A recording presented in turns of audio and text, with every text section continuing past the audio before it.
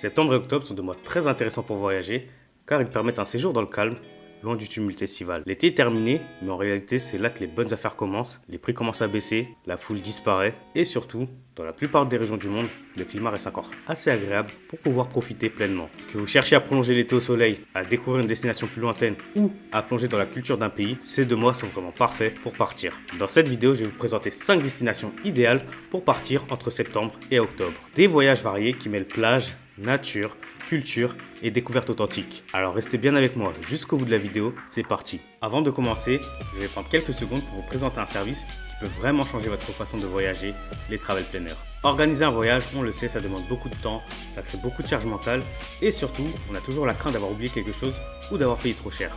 Une travel planner, c'est une experte en organisation de voyage qui prépare tout pour vous en amont, itinéraire, bonnes adresses, activités et bons plans. Et avec cet allié, vous n'avez plus qu'à gérer les réservations finales, ce qui vous garantit une flexibilité et un contrôle total. Résultat, vous gagnez du temps, de la sérénité et même parfois un peu d'argent grâce à l'optimisation de votre budget. Alors si vous préparez vos prochains voyages, cliquez sur le lien en description, remplissez simplement le formulaire et vous serez mis en contact avec une travel planner. Maintenant que ça c'est dit, retour à la vidéo. On commence par l'Afrique avec une destination dont on entend souvent parler, Madagascar.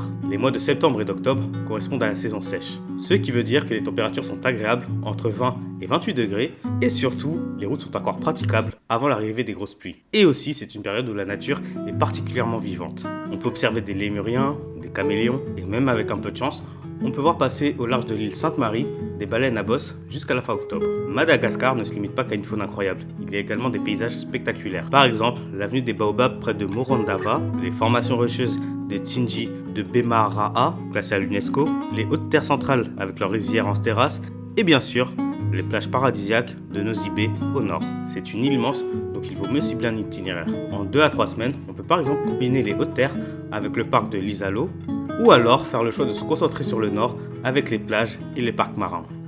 Mais dans tous les cas, septembre-octobre reste la meilleure période de l'année pour découvrir Madagascar dans de bonnes conditions. Pour la deuxième destination, direction la Turquie. Encore une fois, ces 2 mois de l'année sont idéaux pour découvrir ce pays, surtout parce que la chaleur étouffante de l'été est passée, mais il fait encore assez beau pour découvrir tout ce que la Turquie a à vous offrir. À Istanbul, les températures tournent autour de 22 à 25 degrés, ce qui est parfait pour se promener dans le quartier de Sultanahmet, visiter Sainte-Sophie ou la Mosquée Bleue, ou encore se perdre dans le Grand Bazar sans être écrasé par la chaleur.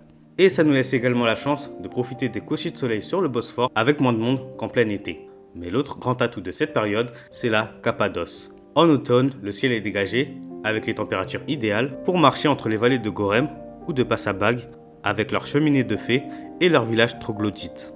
Et bien sûr, c'est la saison idéale pour un vol en montgolfière, ce qui est probablement l'une des expériences les plus spectaculaires qu'on puisse vivre en Turquie. Et bien évidemment, si vous avez envie de la mer et de profiter de l'eau, la côte méditerranéenne reste très agréable.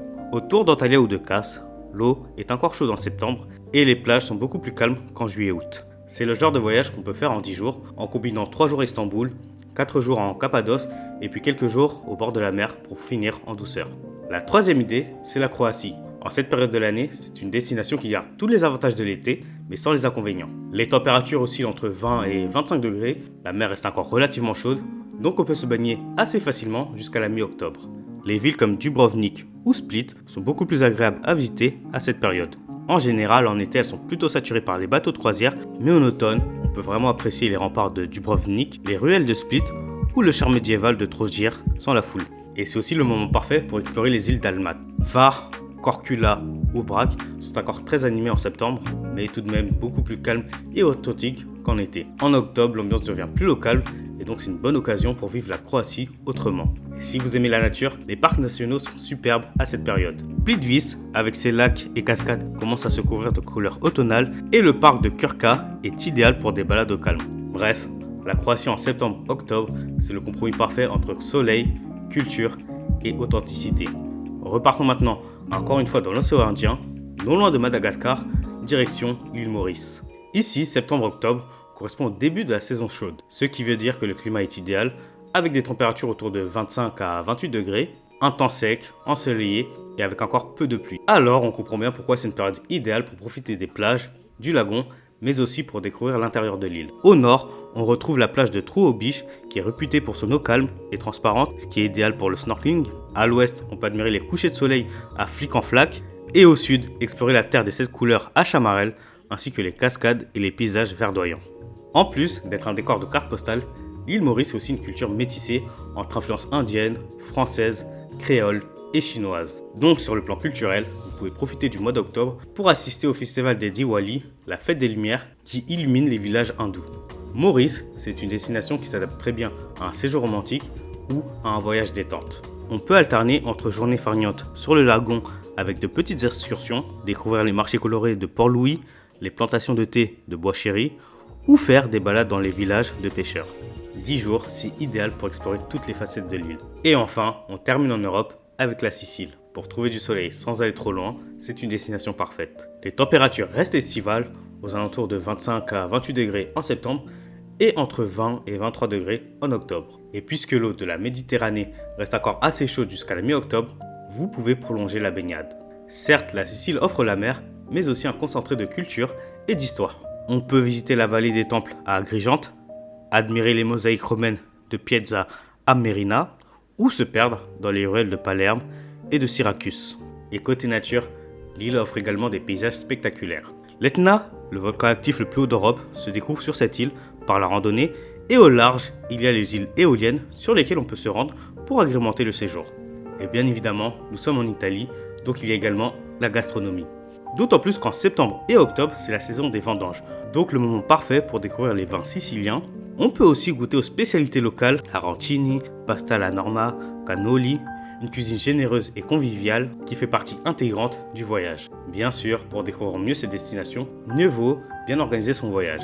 Et pour cela, je vous rappelle qu'il y a un lien en description pour être mis en contact avec une travel planner pour qu'elle puisse vous organiser un itinéraire personnalisé selon vos attentes. N'hésitez pas à cliquer sur le lien en description et à remplir le formulaire. Voilà, nous avons fait le tour de ces 5 destinations parfaites pour voyager entre septembre et octobre. Madagascar pour sa nature unique et sa faune incroyable, la Turquie pour son mélange de culture et de paysages, la Croatie pour ses côtes et ses parcs nationaux, l'île Maurice pour son climat tropical et sa culture métissée, et enfin la Sicile pour son équilibre entre culture, gastronomie et douceur méditerranéenne. Dites-moi en commentaire laquelle de ces destinations vous attire le plus et n'hésitez pas à vous abonner pour ne pas manquer les prochaines vidéos. A bientôt.